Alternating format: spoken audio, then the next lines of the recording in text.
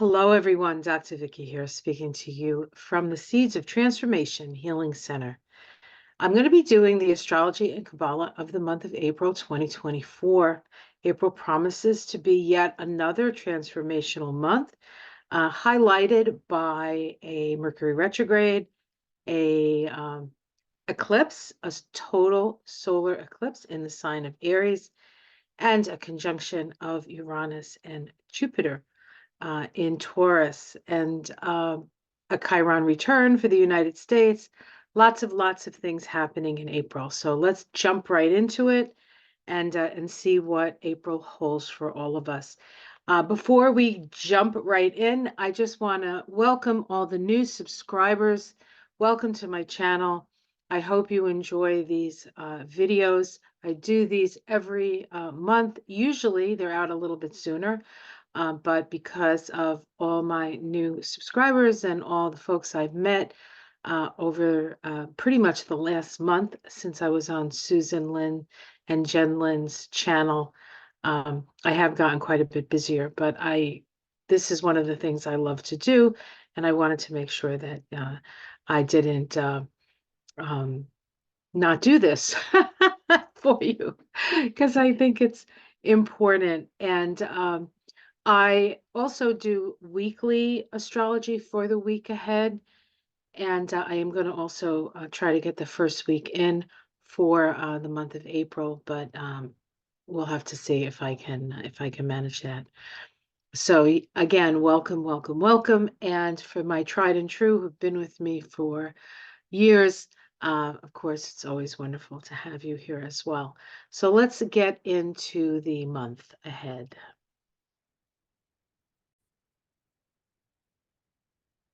All right, let's take a look at the astrology and Kabbalah of April 2024. We start with the numbers, the vibrational numbers of this, of this time, and we will look first at the also where the numbers sit on the tree of life and what gets activated because of the vibration. Now, first thing I want to talk about is something that I talk about on every video, and that is the universal year vibration of an 8. On the tree of light, it occupies the path between Hesed, which is the Sephiroth of production, and Geburah, which is the Sephiroth associated with destruction. And we can see 2024 sits right here. It's an 8 vibration. This is the 19th path on the tree of life, called the intelligence of the secret of all spiritual activities. It is the unraveling of all mysteries, entails moving through the dark shadows of the self. The essence is the internal flame that rises like a serpent in the darkness, the coiled, fiery power of attuning to process. This internal flame that rises is the Kundalini force that is located in our root chakra, And we can see here that this month, if we look at the path activated, we have Jupiter in Taurus and Mars in Pisces. Mars does actually, at the end of the month, move into Aries, but for the most part, we have Mars in Pisces. And so it's this Taurus Pisces energy, and Taurus and Pisces are signs that are in a sextile to each other astrologically. So there's a communication. And of course, water and earth are some of the most fertile combinations that we can see elementally. Earth and water is what creates life, really. And so this is a highly creative time. Of course, the 8 vibration and is about manifestation. We are in a year of manifestation. We are manifesting and reaping the harvest of the seeds that we've planted since 2017. And so if you've been planting good seeds, you will see your harvest be abundant and will bring good things to you. If you have planted different kinds of seeds, whatever you have planted will come to visit you, right? It's the law of karma. It's the law of cause and effect. And we will definitely feel that in this year of 2024. Now, this particular place on the tree of life energetically is located to the throat chakra. So we are activating the throat chakra, and it's in the throat chakra where divine will operates. Part of the year vibration is about finding your voice, and allowing divine will to work through you. Co-creation with spirit. And it is especially important for you to watch your words, because that which you say will become your reality. And so be mindful of the things coming out of your mouth, especially when you're talking about yourself. Um, things like I'm just not lucky. You know what I mean? Like, so if you think that, chances are luck will pass you by. And it's not about, walking around and saying things that you absolutely don't believe, but it is opening up to the possibility that perhaps the things that you say about yourself are not the things that you want to manifest. So there's awareness around that, and that is a year-long process. So um, it's important to be aware of the power that you have this year. This particular part of the tree of life does stimulate sort of the metabolic processes. And so this year, there can be some, um, if your metabolism is especially slow, if your metabolism is especially fast, or this would be a good year to work on actually balancing that metabolism. Of course, the 8 vibration is connected to the strength card in the tarot, which is the Leo card. We have this beautiful strength card here on the right. And the symbol below it is the Hebrew letter Taith, which goes back to the whole idea of the Kundalini. Um, the unraveling of the mysteries, of all the mysteries, the intelligence of the secret of all spiritual activities, is the rising of that life force from the root up to and through the chakras to the crown to become fully awakened and enlightened. Now, April is a 4 month, and so we look at the vibration of 4. In the tarot, it is the Emperor card, and the Emperor card is about clairvoyance, seeing clearly. We see clearly with this Emperor energy.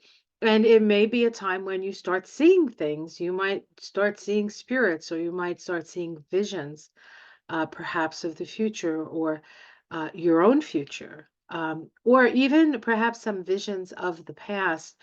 The Emperor card on the Tree of Life connects Hokmah over here with Tiphereth. And Hokmah, along with Hesed and Netzach, is on the side of the past. This is the pillar of the past in the Tree of Life. So when things get activated, connected to the pillar of the past, we can actually have some past life recall, or information that we have gathered from our previous experiences as a soul. And honestly, like, is it really a previous experience, as all experiences are happening at once? But we have access. We have access to what perhaps seems like it's from the past, in our sort of linear mindset. This path, the 4 path, mediates between Hokmah, the eternal father, right? Hokmah up here associated with the planet Uranus. Let me find my little cursor so I can show you where that is. Okay. And then Tiphereth, which is connected to the sun. And we have Uranus in Taurus, of course. We have the sun in Taurus. We have the sun also in Aries. Of course, the sun starts the month in Aries and then shifts into Taurus. I believe it's on the 19th. This is the 15th path, called the constituting intelligence. It is known as that which creates all of existence. 4 is a number of building and foundations, and you can't build something without a firm foundation. And so part of that firm foundation is our ability to see, third eye. This is the chakra connected with Hokmah and the heart. And so what we see and what we feel in our heart, that alignment, okay, is important this month. It says here that the emperor knows the substance of form and simultaneously is the substance of form. He knows because he is it. It is one of his mysteries. Once you have the vision, once you have constituted your frame or your frame of reference, you also have the voice. You speak your truth through your vision. Through your vision. And remember, we also have the 8 vibration here, right, as a universal year.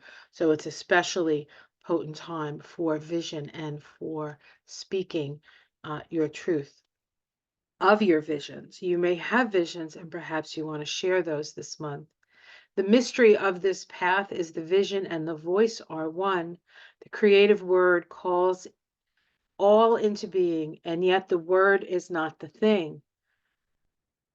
Existence is but a veil of concealment, concealing the structural patterns of the one life. And so when you put energy into the structure, into that 4 energy, you create. That's how we co-create. And we have the Hebrew letter Hey here. Hey means window, right? Frame of reference. What window are you looking at? How do you picture your life to be? Okay, this is part of the energy of this month with the 4 vibration. And of course, as I said, it sits right here connecting the past with the present moment. And then if we add these 2 vibrations together, we get the 3rd vibration.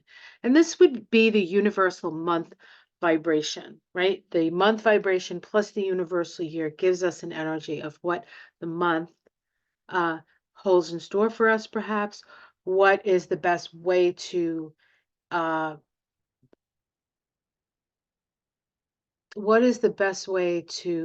navigate this moment?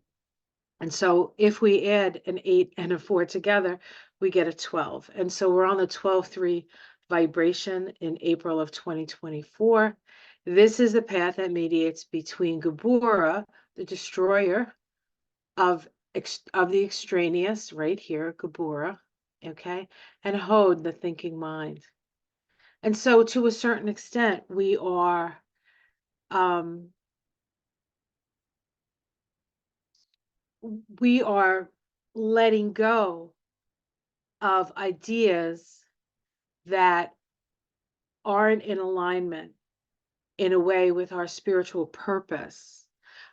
You can see here that the hanged man hangs upside down. Has his hands behind his back. There isn't much he can do or she can do, uh, save for connect with cosmic consciousness. And that's why we see the halo around the hanged person's head. And that halo is all connected to cosmic consciousness. This is the tree of life that the hanged man hangs off of. This is the 23rd path on the tree of life called the stable intelligence, the deep mind, which is and ever shall be. What is the deep mind? Cosmic consciousness, folks. The veil is that thought, and the veil would be the illusion, as it were. Thoughts that ripple across the mind surface are the whole of the truth. The mystery, however, is that in losing yourself, small s, you find yourself, capital S.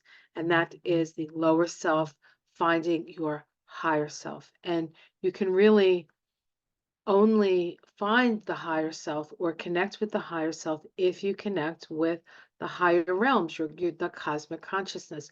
So this is a time of deep meditation, looking at the world from a different perspective, knowing what you can affect and doing that, and knowing what you can't affect and letting go. It really is an energy of letting go. And this path is connected to the planet Neptune, which is the great dissolver. The great dissolver. And Neptune is in the latter degrees of Pisces. It has been there since 2011, I think. It's there for 14 years.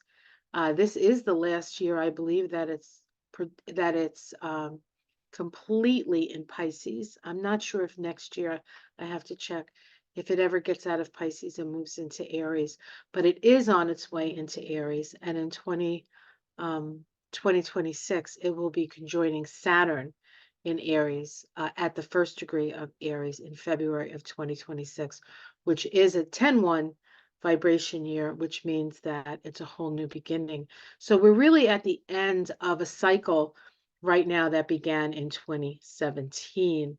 And we're sort of reaping the rewards of that. We're seeing the we're reaping the awards. We're seeing the awareness that we've gotten from it. We've seen the change.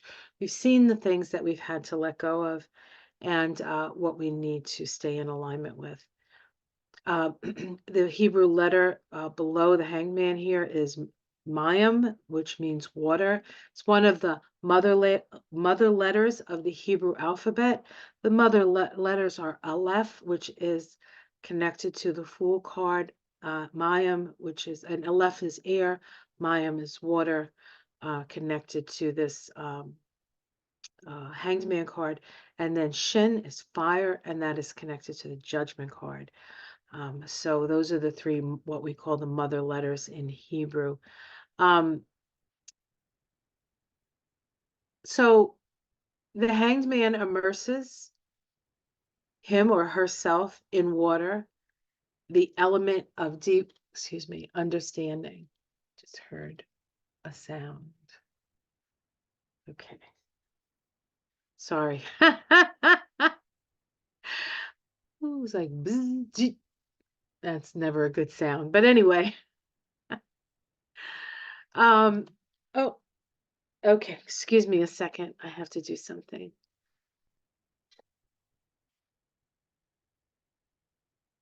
Okay, problem solved. Maybe? Excuse me. Oh, problem solved. On this path of the Hanged Man, we must experience the dissolution of former patterns in order to evolve. So this really is a time of letting go, because honestly, we don't have another choice, do we? We're hanging off the tree, upside down. Where are we going to go? Here we reconsider our relationship to the outer world by running it through our inner filters in connection with the great cosmic sea of consciousness. And this is where it falls. Now, interestingly enough, the head of the Hanged Man sits in the Sephiroth of Mercury. And Mercury, this Sephiroth Hod associated with Mercury, is part of the lower part of the tree. This is the part of the tree where we start dealing with life here on Earth. And if you see, we have Mercury in Aries retrograde. It actually goes retrograde on the 1st of April. So Mercury is in Aries, and it's retrograde, and it's in Aries all month, and it's retrograde until the 27th, I believe, or somewhere around there. It'll come up when we get to that week, but which means that all the answers lie within. All the answers lie within.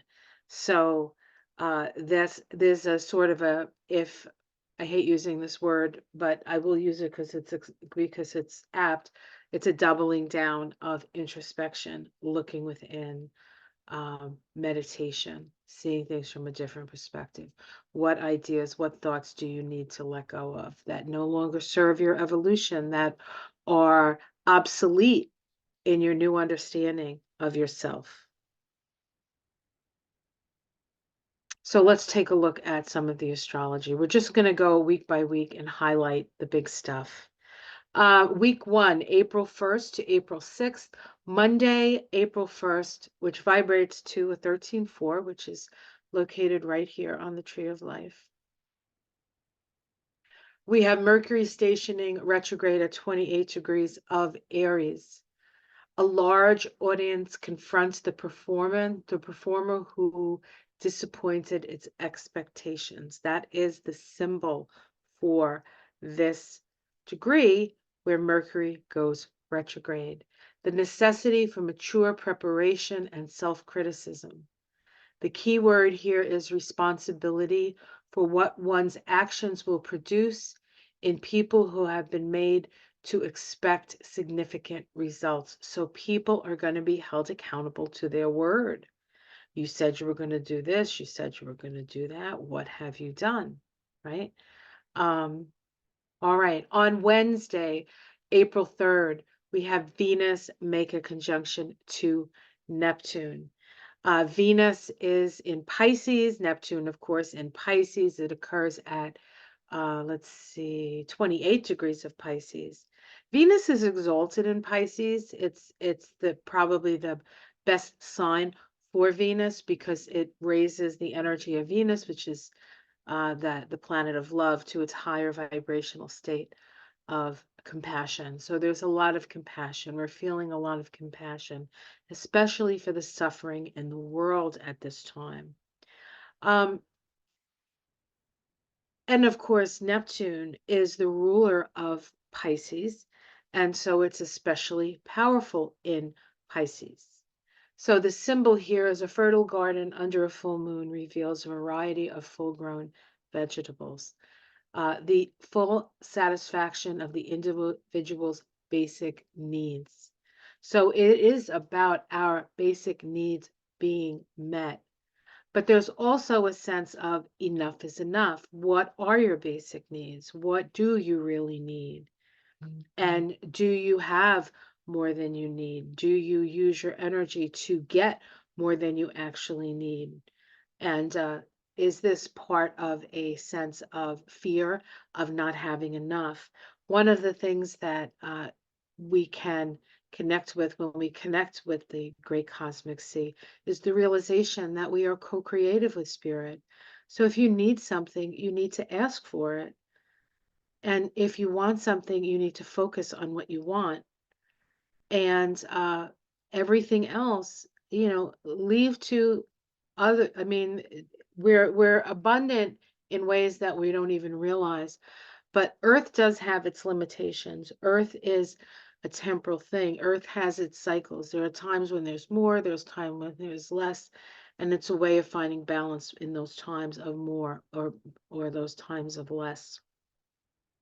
On Friday the 5th, Venus ingresses into Aries. So she makes this conjunction with Neptune, right? And then she moves into Aries. She gets out of her swimsuit, or perhaps she's not in any suit, because I would think that a Venus in Pisces would probably want to swim in the great cosmic sea in her birthday suit, honestly.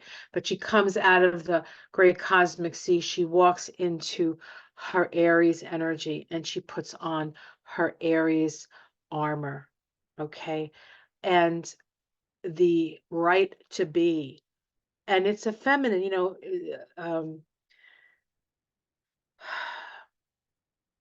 Venus is the energy of the feminine. And after sort of being baptized with this energy of the great cosmic sea, she rises up out of the sea. In fact, the symbol for 1 degree of Aries is a woman rising out of the sea being embraced by a seal.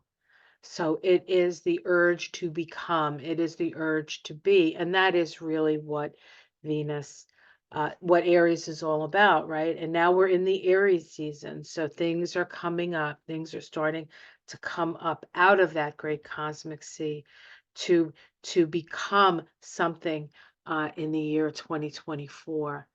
Now, as soon as, or the next day anyway, after Venus moves into Aries, she makes a sextile to Pluto. Every planet moving into Aries, the next thing they do is to make a sextile to Pluto.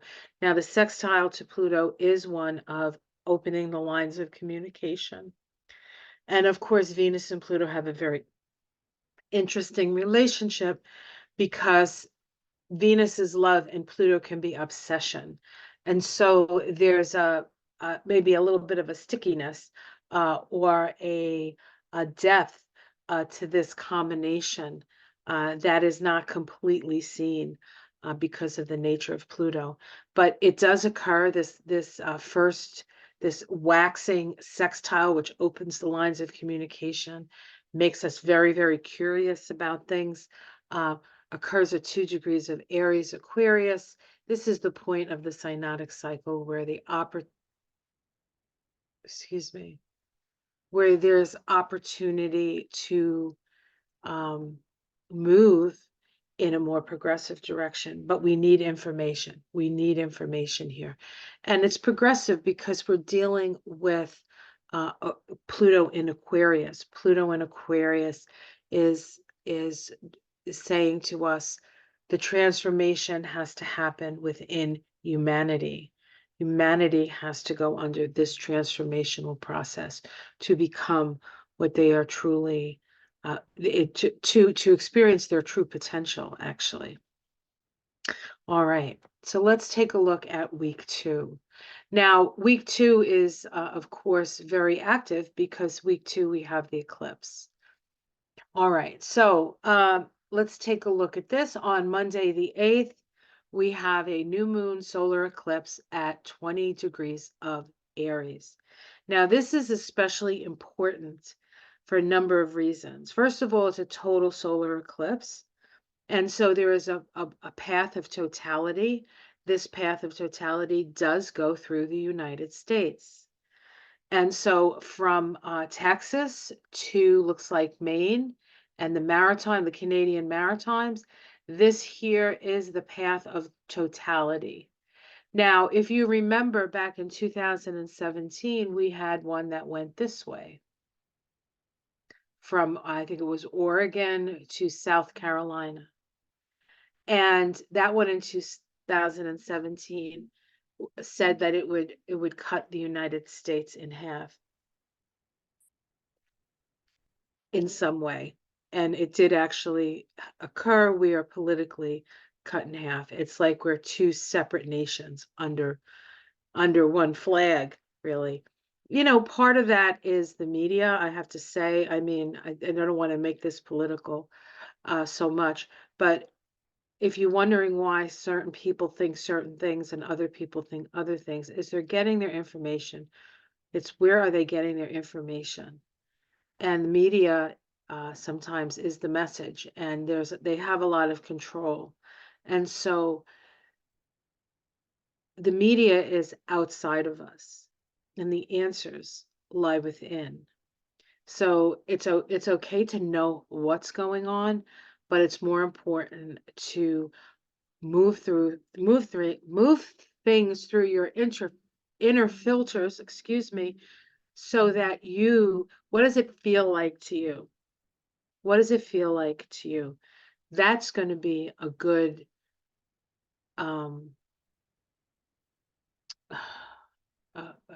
that's what you need to go by. There's a word, I can't think of it.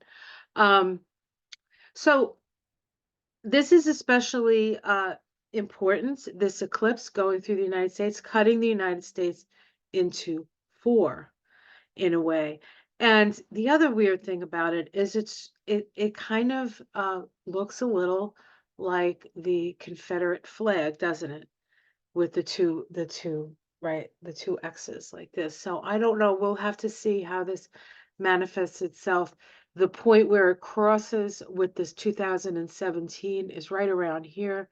It's where we have Illinois, and it looks like Missouri, and it's hard to read. It's hard to see. I think that's Arkansas, Kentucky, Tennessee, this area around here. And I think there's a fault there.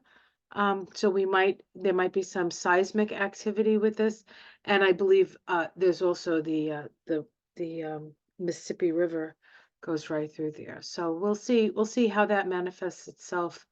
But it is going to be spectacular. Just make sure that if you are watching the eclipse, that you have the right eyewear. If you don't have the right eyewear, you can actually watch it on a piece of paper. Last time we had the eclipse in 2017, I was not in the area of totality, so it was just sort of a darkening of the sky a little bit.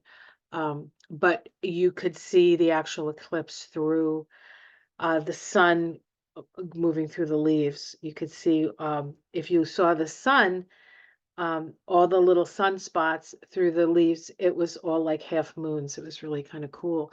And of course, if you don't live in a place where, if it's raining or it's cloudy, you're not gonna see it. But let me tell you, it doesn't matter if you see it, you're gonna feel it. You're gonna feel this one. It's at 20 degrees of Aries, so wherever 20 degrees of Aries falls in your chart, the United States chart has Chiron at 20 degrees of Aries. So this is part of, the eclipse is falling on the Chiron return of the United States. The actual Chiron return is, I think, a couple of days later, but it's close enough.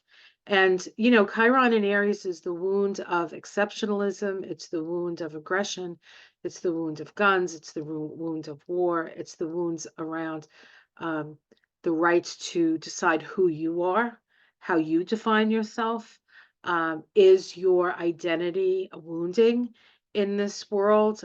So these are all kinds of things that we're looking at. And of course, we can't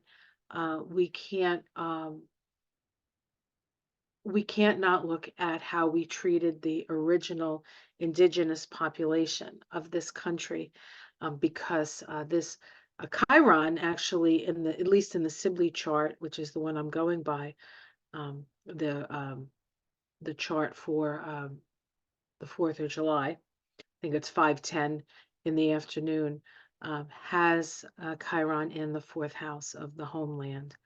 And so one of our original sins is, the genocide that we perpetrated on, the Native American population, not to mention what we did to the Africans who we brought to this country and who we enslaved, who still are not quite free, who is still not quite free.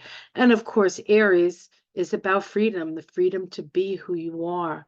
And yet we declare that, all men and women are created equal and have, equal rights to life, liberty, and the pursuit of happiness. And yet we're not even close to that, are we? However, at least we have the aspiration, right? And we can get closer and closer to that. This is the, final frontier, I think, when it comes to, democracy. Can it be sustained in a place like America, where so many people are from so many different places, and most of them are traumatized? Okay. All right. This solar eclipse happens at 20 degrees of Aries, a young girl feeding birds in winter, seeing life as a constant opportunity to experience love. Message there, guys. Message.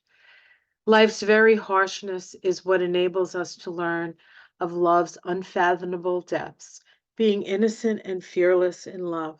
So if there's anything that we need to aspire to in this, eclipse, is to be innocent and fearless in love. It's time for us to love one another. It's time for us to use these opportunities to connect, to come together. We are the people we've been waiting for, folks. And if we want things to happen, we have to become the thing we want to see. So if you want to see peace, you need to find peace within. If you want to see abundance, you have to believe that you deserve that abundance. If you want to see compassion, you need to practice compassion. And we will have it, because everything starts from the top, moves down, and moves out. Up, down, inside, out. That's the way it works. Nothing on the outside. We can't change anything on the outside if we don't change what's on the inside. And we will have plenty of views and ideas and inspirations through this month that will help us to see. All right, Wednesday the 10th, we have, Mars conjunct, Saturn, 15 degrees of Pisces. The, Mars will make a conjunction to the other planets, every 2 years. It starts a synodic cycle. Mars is about action. Mars is about taking action. Saturn is about restriction, but it's also about structure. And so this is an opportunity when these two planets come together to plant a seed of the structures necessary for us to live in the world. Saturn. Saturn is reality, guys. It's in Pisces, so it is also, Saturn is also at the end of a cycle. Saturn takes about 29 years to go around the zodiac, so things uh, that were born 29 years ago are coming to an end. They're coming to the end of the cycle. Does that mean those things are gone forever? No, it means that we build upon those things, but we're no longer in that cycle. So we are with Saturn in Pisces. We're letting go of quite a bit as well. Let's take a look at this symbol, though. It's at 15 of Pisces, an officer preparing to drill his men, rehearsing how to use power. Neither recklessness nor fearlessness, nor even the overcautious modesty is appropriate when power is at play. Disciplined preparation to develop group consciousness. So we need to be disciplined, disciplined. Okay. On the 11th of April, we have the sun making its inferior conjunction to Mercury. An inferior conjunction means that Mercury is retrograde. And when the sun and Mercury are at their inferior conjunction, it is the highlight of the Mercury retrograde cycle and really sort of the midpoint of the Mercury retrograde cycle, which gives us a hint as to when we are sort of most in that energy, when Mercury is closest to the earth, and when we must quiet our minds. It is important on the 11th to quiet our minds so we can hear the voice of spirit, so we can hear the voice of our higher self, so we can hear the voice of God, Goddess, all that is. A pregnant woman in a light summer dress, 23 degrees of Aries. The keynote here is fecundity, the rich potential of every moment and situation. Assertiveness and desire together give birth to creative new possibilities. It's all there waiting for us, but you have to take the time to dip your toe. You have to take the time to quiet your mind. You have to take the time to really, really put everything else aside, really, and go deep within for the answers that you seek.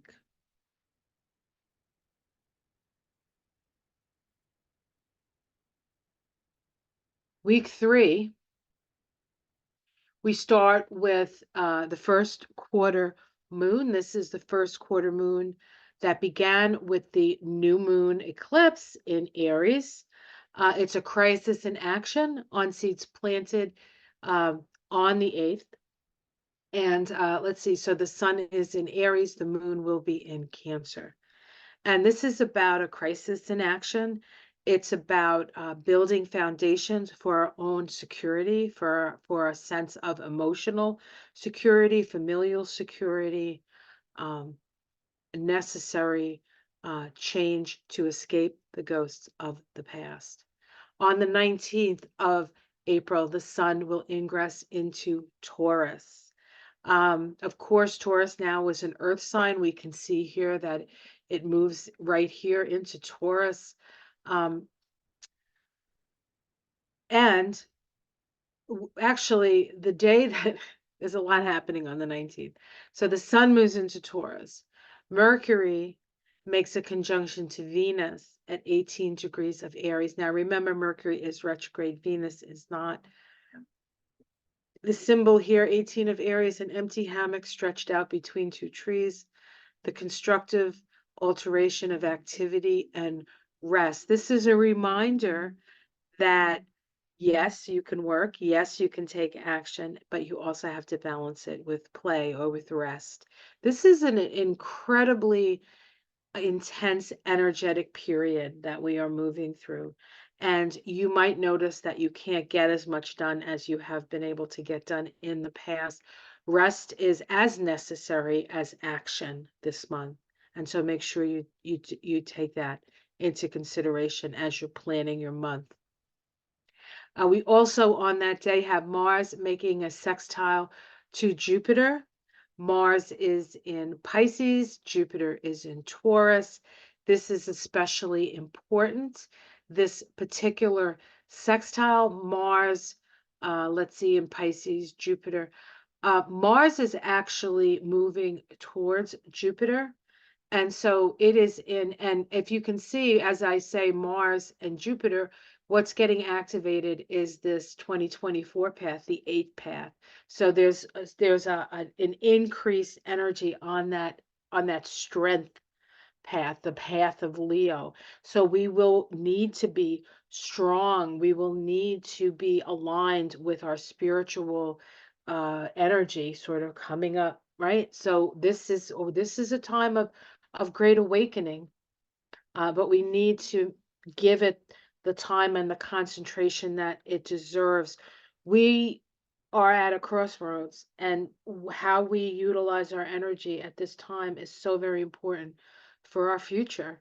And so if you want to have one, you have to make sure you have your due diligence when it comes to being spiritually, physically, emotionally, mentally aligned. Okay? Um, and because it's activating the path of the year, it's especially important. Now, um, this sextile is what we call a waning sextile, meaning that it's about moving in the direction of progressive change. Progressivism is the way of the future, guys. Not going back to Christian little nationalism, not making America great again. None of that. None of that. We are in the process of evolving and becoming more of who we uniquely and truly are. Okay. We also have Mars making a waning sextile to Uranus. Now you're like, well, the same day to Jupiter, to Uranus, opportunities for progressive change and humanitarianism. One of the reasons why it happens on the same day is that come the 20th, we have a conjunction between Jupiter and Uranus. This is occurring at 22 degrees of Taurus. Wherever 22 degrees of Taurus falls in your chart, you are about to have a great awakening. Jupiter is about expansion. Uranus is about awakening. The pump is primed for this awakening, folks. The pump is primed. The symbol for where this conjunction occurs, 22 degrees of Taurus, a white dove over troubled waters. Nature always produces some symbolic expression of the currently important message for those who can read the signs. I saw the signs, and it opened up my eyes. I saw the sign. Reading the mysteries, the mysterious symbols of nature. This symbolic scene can be applied to personal crises resulting from emotional upheavals or from the eruption of unconscious forces and impulses into the consciousness, if the crisis has been faced in the right spirit. We are in a time of crisis. It is a time of opportunity. Crisis simply means we have to do it right now. It brings us into the present moment, folks. It brings us into the present moment. This particular vibration on this day is a 32-5. 32-5 is victory and freedom. It's the Six of Wands. It is the path of the United States. It is the shadow of the United States. The Chiron return is occurring at this time, the first of three for the United States. Chiron on Chiron. This is our fifth Chiron return in our history. 5 is the vibration of the shadow of America and the path of America. We are here to understand what it truly means to be free, and who is free and who isn't, and what it takes to be free. I can tell you what it takes to be free. You have to be responsible. When you realize that you are responsible for your own happiness, if you are responsible for your own sadness, for all the things that you attract into your life, you become free because you realize there's a choice. There's a choice to do it differently, to be different, to live differently, to live in alignment with and become the arbiter of your own faith. All that happens in the heart. All that happens through love, right? The 32-5 sits in Tiphereth. This is the heart chakra energetically and the center of the tree. What is your heart's desire? And Taurus is a Venus rule sign. It's about love. It's about love. And Venus is in Aries now, right? Something new. She is ready. She is in her Xena warrior princess outfit, guys. All right. And then I believe this is it. Lastly, the 5th week, we start with on the 21st, the sun makes a first quarter square to Pluto. This goes back to the start of their synodic cycle in January, January 20th, actually, of 2024. The sun and Pluto came together in the very, very last degree of Capricorn. We will be in that last degree of Capricorn from September 1st to the 20th of November at the end of this year. And then Capricorn leaves, then Pluto leaves Capricorn pretty much for good, for us anyway, and won't come back for another 230 years or so. And so we'll be off the planet. We might be back in a new body. Definitely in a new body, different situation if we do come back. But this is an important time. We have this particular crisis in action square with Pluto at 3 degrees of Taurus and Aquarius Pluto at 3, excuse me, the sun at 3 degrees of Taurus and Pluto at 3 degrees of Aquarius. And then on the 23rd, just a few days later, we have the full moon at 5 degrees of Scorpio. This is connected to the eclipse, but it is not an eclipse. But it is connected to the eclipse. And so we're still pretty much in eclipse season. All right. Full moon in Scorpio, 5 degrees of Scorpio, massive rocky shore resists the pounding of the sea. The inertia of all institutionalized procedures, the stabilizing influence of institutions. Okay. The double-edged sword of community, which limits individual freedom and yet creates stability and security. Realizing that stability creates greater freedom. And really, that's what I said about taking responsibility for yourself. Because in numerology, the 4 comes before the 5, so you can't have freedom without building a firm foundation for which that freedom to be based upon. And it is about responsibility. It is about responsibility. So it's a responsibility for what you say, responsibility for what you think, responsibility for what you do. A lot of times we're only held responsible for what we do, not so much what we say. And although some people may feel like they're being held responsible for what they think, if you're not telling anybody what you think, they're not going to know. Sometimes silence is golden, isn't it?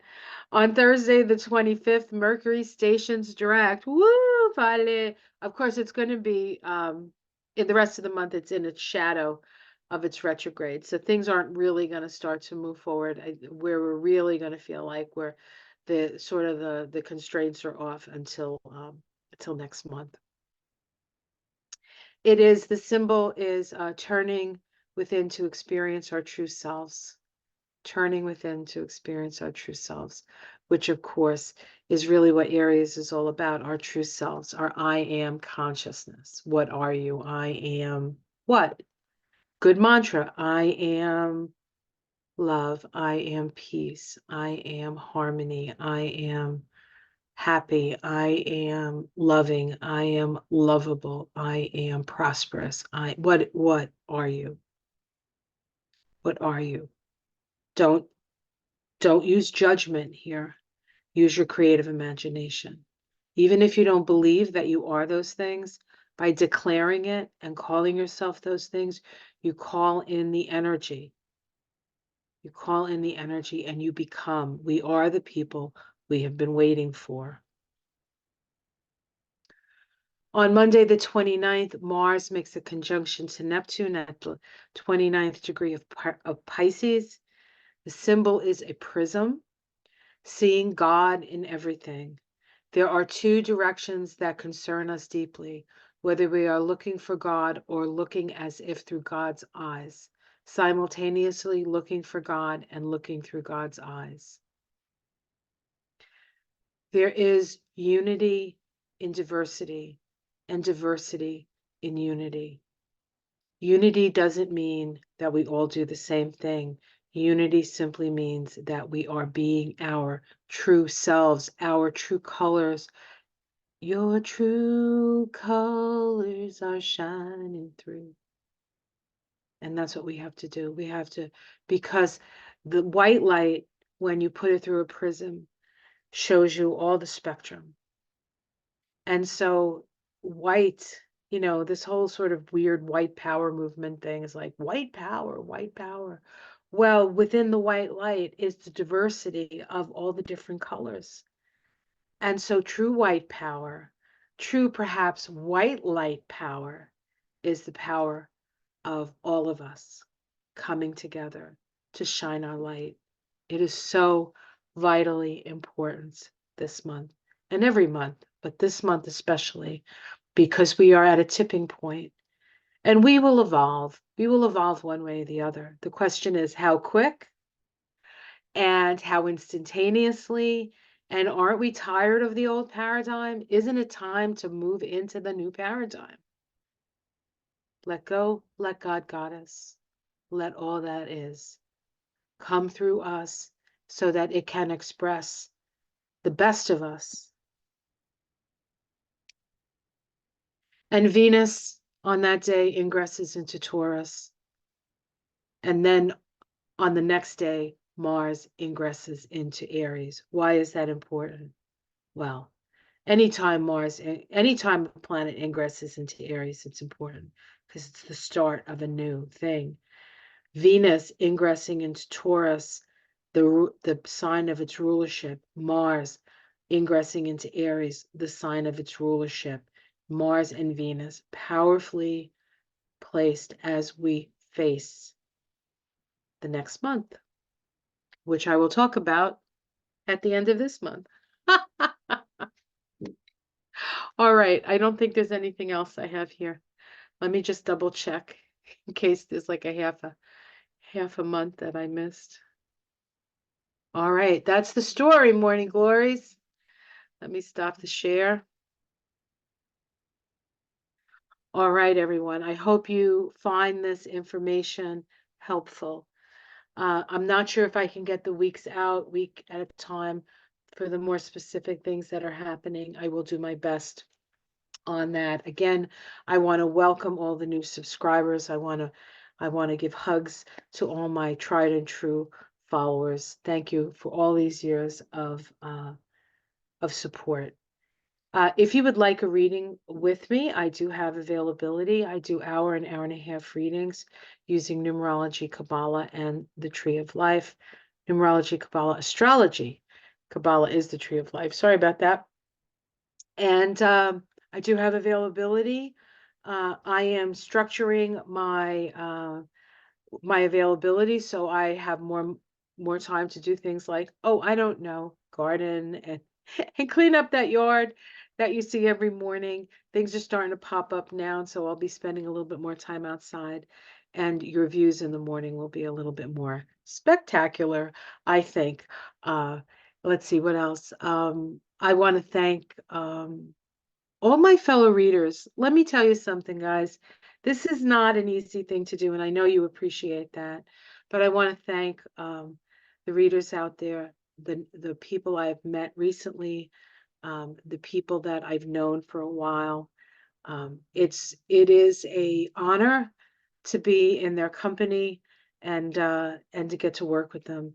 They're a bunch of great people who really care about where we're going as a consciousness, and are freely giving of their time. So thanks to them, thanks to you, and namaste.